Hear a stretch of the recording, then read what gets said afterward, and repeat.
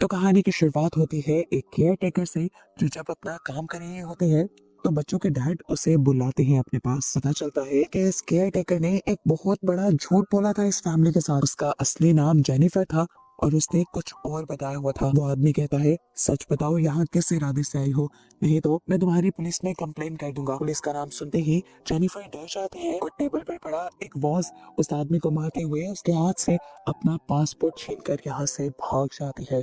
जिसके बाद scene cut होता है और हमें एक नए करेक्टर कोर्ट और उसके डैड को दिखाया जाता है। वो दोनों ट्रिप पर आए हुए हैं, लेकिन उसके बावजूद भी कोर्ट के डैड उसके साथ नहीं है, बल्कि कॉन्टिन्यूस अपने फोन पर हैं और ये चीज कोर्ट को बहुत ज्यादा डिस्टर्ब कर रही है। इसके बाद दोबारा सीन बदलता है और हमें एक नए करेक्टर डॉक्टर कूपर को दिखाया जाता है। वो इस टाइम आर्ट गैलरी में बहुत ही गौर से एक पेंटिंग को देख रहे थे जिसमें एक औरत का ऑपरेशन हो रहा था। ये देखते ही एकदम से उनको पास्ट के वियन आने लग जाते हैं और वो उदास हो जाते हैं। इसके बाद एक एक करके हमें मूवी के काफी सारे करेक्टर्स से मिलवाया जाता है और फिर कहानी दोबारा जेनिफर की तरफ आ जाती है। पुलिस से बचने के लिए वो अपना हुलिया होमलेस लोगों वाला बनाकर सड़क के किनारे रात गुजारती है और सुबह उसकी आंख खुलती है पुलिस की ही आवाज से। वो इतना घबरा गई थी कि फौरन यहाँ से भागना चाहती थी। सामने उसे एक बस दिखाई दी। वो उस बस में चढ़ने लगी तो कंडक्टर ने पूछा कि तुम्हारी टिकट कहाँ है। टिकट तो उसके पास थी नहीं। वो टिकट ढूंढने का नाटक करती है तो ड्राइवर उससे कहता है, कोई बात नहीं, बस के अंदर चले जाओ, अपनी बस में हमेशा मैं एक गुनाहगार की जगह रखता हूँ। जेनिफर को उसकी ये बात बहुत अजीब लगी थी, पर कंडक्टर हंसकर कहता है, अरे मजाक कर रहा हूँ। बस के अंदर हम देखते हैं कि जिन लोगों का पहले इंट्रोडक्शन करवा दिया गया था वो सब के सब इसी बस के अंदर बैठे हुए थे। वो शुरू हो जाता है। बस ड्राइवर इन्हें एक काउंटर साइड पर लेकर जाता है जहाँ पर बहुत सारी विंड मिल्स थी। ऐसे ही एक बहुत बड़ी विंड मिल के पास के लोग रुकते हैं। सभी लोग यहाँ पर पिक्चर्स बना रहे थे और भी अपने डैड के साथ पिक्चर लेना चाहता था, पर अभी भी वो फोन पर बिजी थे, इसलिए वो उदास हो जाता है। सभी लोग एंजॉय करते हैं और उसके बाद बस में वापस आ जाते हैं। इसी टाइम पर जेनिफर की पॉकेट से उसकी मेडिसिन गिर जाती है और डॉक्टर कूपर इस मेडिसिन को उठाकर इस मेडिसिन को बहुत गौर से देखते हैं और फिर जेनिफर को देखते हैं और फिर चुपचाप ये मेडिसिन जेनिफर को वापस कर देते हैं। वापसी का सफर इनका शुरू हो जाता है और एकदम से जेनिफर की आंख लग जाती है। आप में वो दिखती है कि उसके डैड दोबारा उसे मार रहे थे। सबसे वो इतना ज्यादा डर गई कि चौंक कर उठी और उठते ही उसे और भी ज्यादा डरावनी चीज नजर आई। उसके डैड इसी बस के सामने खड़े थे। जल्दी से शोर मचाकर वो बस रुकवा देती है। खुद उसने बाहर जाकर चेक किया तो वहाँ पर कोई भी नहीं था। उसे लगा कि उसका वहम होगा, इसीलिए वो बस में आ गई। सफर दोबारा शुरू होना था, लेकिन अब बस को पता नहीं क्या हो गया था, वो स्टार्ट ही नहीं होती। ड्राइवर सभी पैसेंजर्स को रिलैक्स करने का कहता है और खुद प्रॉब्लम चेक करने के लिए जाता है, लेकिन बज़ाहिर इस बस में कोई प्रॉब्लम नजर नहीं आ रही थी। लेकिन बस पे नहीं चल रही थी। वो कहता है कि अब हमें यहीं रुककर मदद का इंतजार करना होगा, लेकिन ये आइडिया काफी बकवास लग रहा था। कुछ लोगों को जरूरी वापस शहर पहुंचना था। वो लोग सोचते हैं कि क्यों ना वो खुद जाकर मदद बुला लें। तो बस ड्राइवर उनको बताता है कि करीब से करीब मदद पॉइंट भी तकरीबन 1 घंटे की दूरी पर है। 1 घंटा पैदल चलकर जाओ और 1 घंटा पैदल चल कर आओ। यह सुनकर जो इस आइडिया के लिए तैयार भी था वो भी रुक जाता है। जेनिफर कहती है, रात का वक्त है, हम यहाँ पर तो नहीं रुक सकते, चलो करीब की विंडमिल पर जाते हैं जो मैंने अभी रास्ते में ही देखी थी। लेकिन डॉक्टर कूपर और उनका एक साथी जब अपने पास मौजूद मैप चेक करते हैं तो उन्हें करीब कोई भी विंडमिल नहीं मार्क मिलती। जेनिफर कहती है, अच्छा ठीक है, मैं खुद ही वो जगह देख कर आती हूँ। यहाँ से एक लड़का भी उसके साथ चलने की ऑफर करता है और वो मान जाती है। जैक रास्ते में जेनिफर से बातें करता जा रहा था और उसे अपने बारे में बता रहा था। एकदम से उसकी नजर पड़ती है रास्ते में ही रखे हुए जूतों के एक पेयर पर। ये जूते नए थे और ब्रांडेड थे, हमेशा से इस लड़के को चाहिए थे।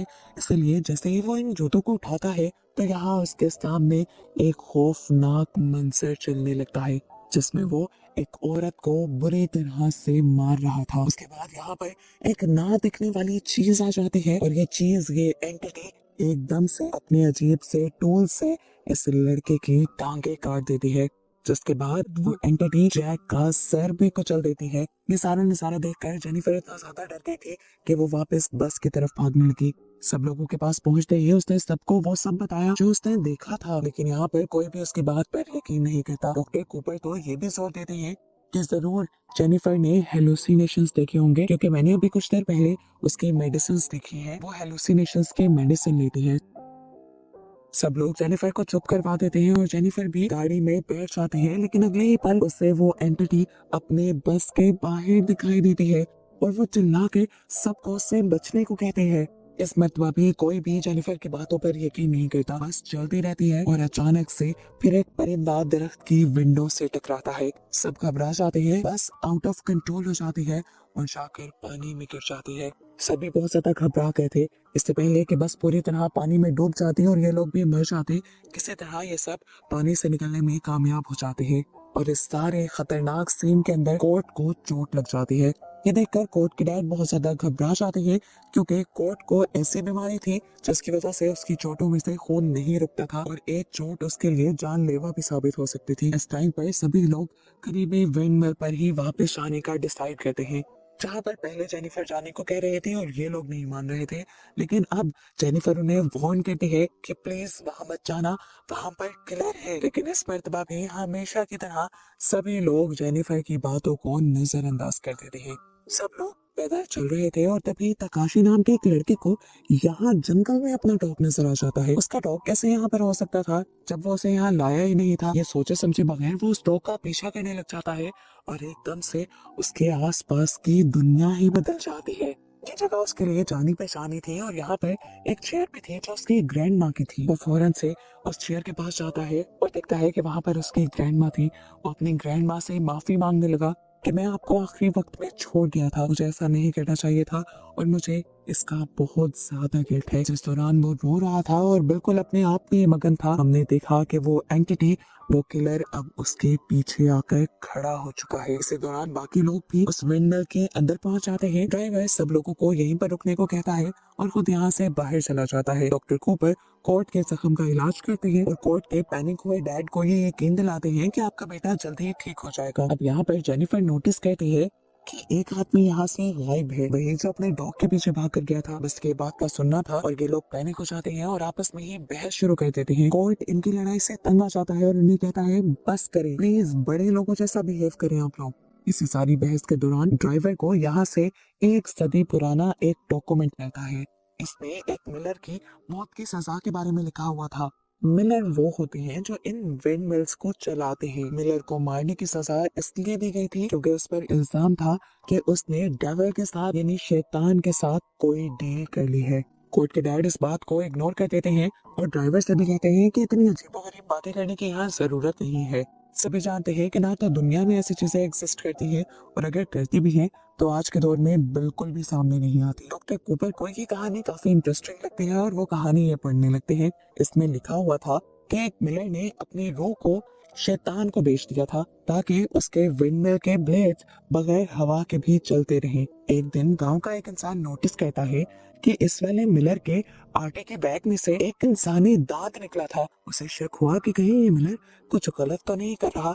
उसने चुपके से इसके ऊपर नजर रखी और एक खौफनाक मंजर ये देखा कि ये मिलर इंसानी हड्डियों को अपनी आटे वाली चक्की में पीस रहा था। उसने जाकर ये सारी बात गांव वालों को बताई और गांव वालों ने उसकी इस मिल के ऊपर हमला कर दिया और इस मिल को भी जला दिया। उस टाइम वो मिलर अपनी मिल के अंदर ही था जो इस मिल के साथ ही जल गया। कहानी पढ़ने के बाद ये लोग नोटिस करते हैं कि जिस मिल में इस टाइम ये लोग खड़े हैं ये मिल तो उन्हें जली हुई नहीं लग रही। इसका मतलब था कि जरूर ये कोई दूसरी विंड मिल होगी। इनकी बहस दोबारा से शुरू हो जाती है और कोर्ट के डैड इस बात पर गुस्से में आ जाते हैं और उनकी इन सारी मुसीबतों का जिम्मेदार जेनिफर को ठहराने लगते हैं। गुस्से में आकर जेनिफर भी इस मिल से बाहर निकल जाती है और इस टाइम डॉक्टर कूपर उसका सहारा बनने के लिए, उसे तसल्ली देने के लिए उसके पीछे जाते हैं।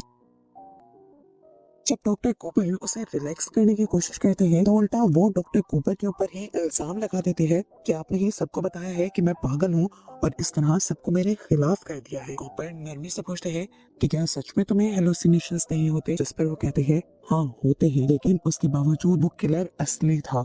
वो इस टाइम ये भी क्लेम करती है कि मुझे लगता है कि वो किलर कोई और नहीं बल्कि मेरे डैड ही है जो काफी अरसा पहले मर चुके थे। इन्हीं बातों के दौरान अचानक कूपर को जंगल में कुछ सुनाई देता है और वो इन्वेस्टिगेशन करने के लिए चला जाता है और जंगल के बीचों बीच उसे एक और बेड पर लेटी हुई मिलती है जो जागते ही डॉक्टर कूपर पर अपनी मौत का इल्जाम लगाने लगते हैं। डॉक्टर कूपर जोर देते हुए कहते हैं कि वो सिर्फ एक एक्सीडेंट था और अपनी सफाई देते हुए कहते हैं हाँ मैं मानता हूँ कि सर्जरी करते वक्त मैं ड्रंक था, लेकिन इसके बावजूद मैं अपना काम ठीक कर रहा था।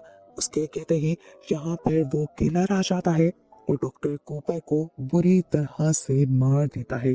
इस मर्तबा दोबारा इस किलर को और डॉक्टर कूपर की मौत को देखकर जेनिफर बहुत ज्यादा डर चुकी थी। इसी पर अचानक उसके पीछे वही लड़का आकर खड़ा हो जाता है जो अपनी ग्रैंडमा से माफिया मांग रहा था, और दोनों दोबारा विंडमिल की तरफ बैठ जाते हैं और हमें पता चलता है कि किलर ने तकाशी को नहीं मारा था। ये लोग जब दोबारा अंदर आए तो जेनिफर ने दोबारा उन्हें वो सब बताया कि पहले की ही तरह किलर ने डॉक्टर कूपर को भी मार दिया। ये सुनकर सब डर जाते हैं और उन्हें लगता है कि ये सब पागल जेनिफर ही कर रही है और बाद में इल्जाम किसी किलर पर लगा रही है, क्योंकि हर मर्तबा किलर सिर्फ जेनिफर ही देखती थी, ये लोग क्यों नहीं देखते थे। और जब भी किलिंग होती थी तो जेनिफर ही उस आदमी के साथ अकेली होती थी। इन लोगों को भी डर लगने लग जाता है, इसीलिए ये लोग जेनिफर को बांध देते हैं। इस टाइम पर वो लड़का इन सबको बताने की कोशिश करता है कि जेनिफर सच कह रही है, यहाँ पर एक किलर है और किलर सबको मारने से पहले उनका गुनाह उनकी आंखों के सामने लेकर आता है, और जब वो अपना गुनाह कबूल करने पर मजबूर हो जाते हैं तभी वो उन लोगों को मारता है। मैं भी सारे वाकये से गुजर कर आया हूँ, लेकिन मैं इसलिए बच गया क्योंकि मुझे अपने गुनाह पर पछतावा था। इस बार अब ड्राइवर बोलता है और इन सबको बताता है कि जब इस मिल का असल ओनर यानी मिलर मरा था तो शैतान ने उसे हेल का गेट कीपर बना दिया था, और ये मिल इस तरह से हेल का दरवाजा बन गई। किसी को भी उसकी बातों पर यकीन नहीं आ रहा था, और इसी दौरान हम देखते हैं कि वो किलर इसी विंड मिल के पास आ चुका है। वो अपने सभी शिकार किए हुए इंसानों की लाशों को यहाँ पर लाकर लटका देता है और ये मिल खुद ब खुद चलने लग जाती है। यहाँ विंडमिल के अंदर जेनिफर भी अपने पास्ट के बारे में ख्वाब देखती है। पास्ट में दिखाया जाता है कि वो अपने छोटे भाई को एक होम वैन से उठाकर बाहर लेकर आई और उसके बाद उसने उस होम वैन में आग लगा दी, जिसके अंदर उसके जालिम डैड थे जो हर टाइम उन दोनों पर बहुत ज्यादा जुल्म करते थे, उन्हें टॉर्चर करते थे। आग जलाने के बाद जेनिफर को लगा कि सब कुछ ठीक हो गया है, लेकिन तब तक बहुत देर हो चुकी थी क्योंकि उसे एहसास हुआ कि उसने अपने डैड के साथ साथ अपने भाई को भी मार दिया है, क्योंकि बाहर ठंड होने की वजह से उसका भाई दोबारा उस वैन के अंदर जाकर लेट गया था, और इस तरह उसने एक बेकसूर का भी मर्डर कर दिया था। इधर दूसरी तरफ ग्रुप को दिखाया जाता है जो भी विंडमिल के बाहर थे। कोर्ट के डैड सब लोगों से पूछते हैं कि हमें क्या करना चाहिए, तो ड्राइवर कहता है कि हमें उस मिल के अंदर वापस जाना चाहिए। कोर्ट के डैड को अभी भी जेनिफर से डर लग रहा था, इसलिए वो सबको पहले ही वार्न कर देता है कि जेनिफर से दूर रहना। इधर प्रेजेंट में दिखाया जाता है कि सभी लोग कंफ्यूज थे कि उन्हें क्या करना चाहिए। कोर्ट के डैड फैसला करते हैं कि वो ड्राइवर के साथ जाएंगे और मदद बुला कर लाएंगे। इस दौरान वो सबको वार्न करके जाते हैं कि जेनिफर से दूर रहना, मुझे लगता है कि वही किलर है। उन दोनों के जाने के बाद कोर्ट यहाँ पर एक औरत से पूछता है क्या तकाशी ने जो सब कहा आप उस पर यकीन करती है। तब वो लड़की कहती है मैं श्योर तो नहीं हूँ, लेकिन मुझे लगता है कि वो सही कह रहा है, क्योंकि मैंने भी एक गुनाह किया है। मैंने तरक्की हासिल करने के लिए अपने को मॉडल को मार दिया था जो मेरे साथ काम करती थी, लेकिन उसे ज्यादा तारीफें मिलती थी मुझसे। अब वो लड़का तकाशी जिसकी जान उस किलर ने छोड़ दी थी, वो फैसला करता है कि वो इस किलर से बात करेगा और जानेगा कि वो क्या चाहता है। इसलिए वो आग जलाता है और इस आग में उसे थोड़ी सी झलक नजर आ जाती है उस मिलर की, और अनजाने में उसे ये तरीका पता चल जाता है कि वो किस तरह से इस किलर से बच सकते हैं। उसे लगा कि अगर वो इस विंड को जला दे और हेल के इस दरवाजे को ही खत्म कर दे तो वो लोग इस मुसीबत से निकल पाएंगे। इधर अचानक एक मॉडल को बाहर से अजीब आवाजें सुनाई देती हैं। आवाजों का पीछा करते हुए वो जैसे ही बाहर जाती है तो हवा में बहुत सारे लैंटर्न्स लटके हुए थे बिना किसी सहारे के। वो देखती है कि यहाँ पर एक गड्ढा भी था जिसके अंदर बहुत सारा पानी था। वो बैठकर इस पानी में देखने लगी और इस पानी के अंदर उसे एक बहुत ही खौफनाक वियन नजर आया। उसने देखा कि गड्ढे के अंदर वो अपने खूबसूरत चेहरे को खुद ही बेदर्दी से एक चाकू से काट रही थी। ये देखते ही वो डर गई और फिर अगले ही लम्हे उस गड्ढे में से एक हाथ निकला जिसने उसके मुंह को पकड़ते हुए इस पानी में खींच लिया और फिर डुबा कर मार दिया। इसी दौरान दिखाया जाता है कि ड्राइवर और कोर्ट के डैड एक दूसरे मिल के अंदर जाते हैं इन्वेस्टिगेशन करने के लिए कि यहाँ पर चल क्या रहा है, और कोर्ट के डैड उस मिल के अंदर बहुत सारी लाशों को देखकर डर जाते हैं और फौरन वापस आते हैं दूसरों को अलर्ट करने के लिए। सबसे पहले यहाँ पर वापस आकर वो अपने बेटे को जिंदा देखकर बहुत ज्यादा खुश होता है और फिर जेनिफर को आजाद करके उससे माफी मांगता है क्योंकि वो फजूल में उस पर शक कर रहा था। वो बताता है कि किलर सच में यहाँ पर है जो लोगों को मार रहा है और मार मार कर उसने सब लोगों की बॉडी मिल के अंदर लटकाई हुई है। लेकिन मैं ये नहीं मानता कि वो कोई और एंटिटी है, मुझे लगता है कि वो इंसान ही है और बस एक साइकोपैथ है। यहाँ तक आशीष से कहता है नहीं, वो एक दूसरी एंटिटी ही है जिसका अक्स मैंने आग में भी देखा है और मैंने उसे खत्म करने का रास्ता भी निकाल लिया है। वो बताता है कि वो मिल जो हेल का गेट वे बना हुआ है, हम उसी को जलाकर राख कर देंगे और इन सारी चीजों से बाहर निकल आएंगे। इन सारी बातों के दौरान कोर्ट नोटिस कर रहा था कि उसके डैड बहुत ज्यादा बेचैन थे। वो उससे पूछता है कि क्या हुआ है, क्या आपने भी कोई गुनाह तो नहीं किया, आप क्यों हर टाइम अजीब अजीब हरकतें करते रहते हैं।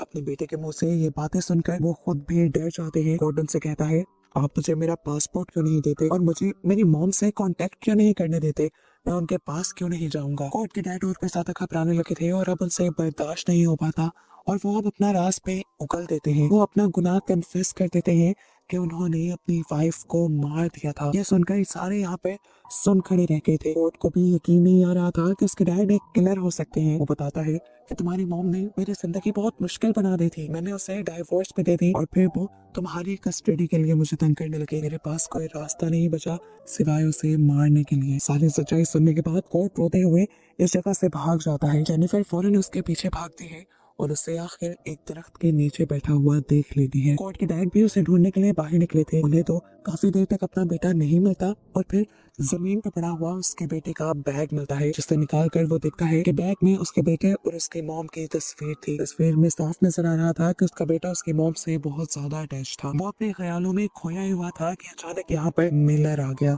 जो एकदम से एक रस्से को उसके गले का फंदा बनाते हुए उसका दम घोट कर उसे मार देता है और आखिर में बहुत जज्बाती होकर वो उसके गर्दन को भी उसके जिस्म से अलग कर देता है। यहाँ हमें दिखाया जाता है कि बाकी सब लोग जल्दी से तेल ढूंढने की कोशिश कर रहे थे ताकि उस मिल को जलाया जा सके, लेकिन यहाँ पर इन्हें जब ऑयल नहीं मिलता तो तकाशी एक पाइप और कैन उठाकर बस से पेट्रोल निकालने का फैसला करता है। इससे पहले कि वो यहाँ से चला जाता, पीछे से ड्राइवर आता है और अचानक से उसकी कमर में एक चाकू स्टैब करते हुए उसे मार देता है। और यहाँ से हमें ड्राइवर का एक बहुत ही भयानक राज पता चलता है कि वो असल में मिलर का असिस्टेंट था, उसका साथी था। वही तो शहर से ऐसे सिनर्स को, इन्हीं गुनाहगारों को ढूंढ कर लाता था, फिर उन्हें यहाँ पर फंसा देता था ताकि वो यहाँ से भाग ना पाए और मिलर उन्हें चुन चुन कर मारते। यहाँ ड्राइवर अब घबराने की एक्टिंग करते हुए बाकी लोगों के पास वापस आता है और झूठ बोलता है कि तकाशी भाग गया है और मुझे वो अकेला छोड़ गया।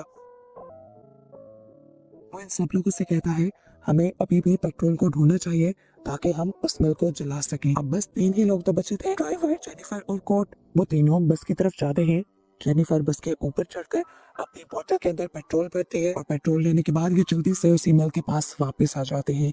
इससे पहले कि ये लोग इस मिल को जला देते, ड्राइवर जेनिफर को वार्न करता है कि इस मिल को जलाने के बाद भी ये हेल का गेट वे खत्म नहीं होगा, क्योंकि गुनाहों की माफी इतनी आसानी से नहीं मिलती। वो ड्राइवर की बातों को इग्नोर करते हुए हर जगह पेट्रोल डालती है और आग लगाने के लिए पीछे मुड़ती ही है तो देखती है कि पीछे मिलर खड़ा था। जेनिफर मदद के लिए जोर जोर से चिल्ला चिल्ला के उस ड्राइवर को बुला रही थी, लेकिन वो ड्राइवर तो खामोशी से खड़ा ये सारा नजारा एंजॉय कर रहा था। जेनिफर जब अपने आप को बचाने की कोशिश कर रही थी तो इस टाइम पर वो एक वियन देखती है कि उसके डैड का भूत उसके ऊपर हंस रहा है। उसे इतना ज्यादा गुस्सा आता है कि वो पास पड़ी एक लकड़ी उठाकर जोर जोर से उसे मारना शुरू कर देती है, लेकिन फिर एकदम से होश में आ जाती है।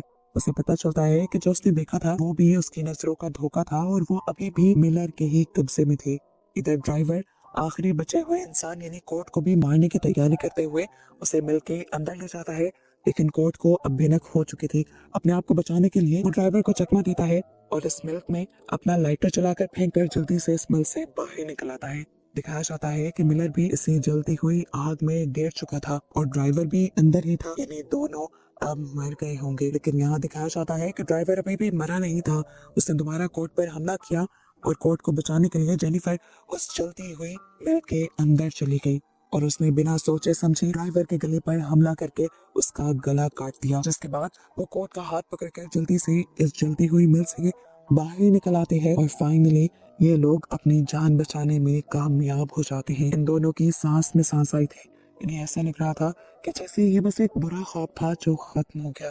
जिंदा बचकर ये दोनों मुस्कुराते हैं, लेकिन उनकी खुशी बस कुछ पल की ही थी, क्योंकि उस दहकती हुई आग में से एकदम से मिलर बाहर निकलता है और फिर जेनिफर को पकड़कर मार देता है और फिर उसकी लाश को जलती हुई मिल के अंदर ही ले जाता है, जिसके बाद वो पूरी मिल गिर जाती है और सीन कट होकर हमें अगली सुबह का सीन दिखाया जाता है। यहाँ पर सब कुछ दोबारा नॉर्मल हो चुका था। हम दोबारा ड्राइवर को जिंदा देख रहे थे, जो शहर में दोबारा वही बस लिए खड़ा था, जो बस पानी में डूब गई थी और जिसका बहुत बुरा हाल था। इस टाइम भी वो सिनर्स को ही ढूंढ रहा था ताकि मिलर उन्हें अपना शिकार बना ले। एक आदमी जिसके पास टिकट नहीं होती, ड्राइवर उसे भी बस में ये कहते हुए आने की इजाजत दे देता है कि एक सिनर के लिए मैं हमेशा जगह रखता हूँ। जेनिफर की तरह है, उसे भी बात समझ नहीं आती, तो ड्राइवर उसकी बात को मजाक में डाल देता है और हमें ये पता चलता है कि वो सारा सिलसिला जो हुआ था वो अब कभी नहीं रुकने वाला और ऐसे ही चलता रहेगा। और ऐसे ही अजीब सी एंडिंग के साथ ये मूवी यहाँ खत्म हो जाती है।